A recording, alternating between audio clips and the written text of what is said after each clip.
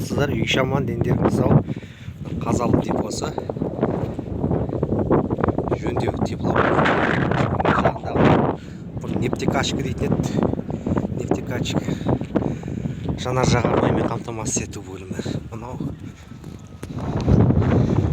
депо сыртын әдемілеп краскілеген, жағдайы жақсы. Басшысына мың алғыс, 5 деген баға береміз.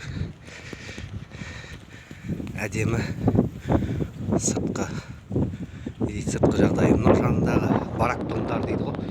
Барак домдар бұрында бұл, енді барак домда қазақшасын мен нақты аудара алмай тұрмын. Барак деген енді былай бұрында теміржолшылар 1904 жылы осы теміржол өткен кезде салынған үйлер болу керек деп ойлаймын өзім. Нақты білмеймін, бірақ қай жыл екенін. Теміржолшыларға салынған үй осы мынау Михайлик көшесі. Мынау былай кеткен Михайлик көшесі. Содан осы мостыға дейін. Оның ар жағында баня бар. Михайлик көшесі, жаңа айтқан, өзім айтқан. Ане жоғарыда тұрған, қазір мен камерамен жақындатып көрсетейін. ГПТУ дейді. ГПТУ теміржолға нелерді жас мамандар даярлайтын орталық оқу орны.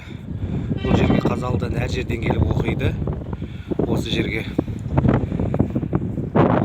барак домдардың анадан бастап анаяққа дейін кеткен. Осы төп жағында баня бар. Төменге подписаться басыңыздар, комментарий жазыңыздар.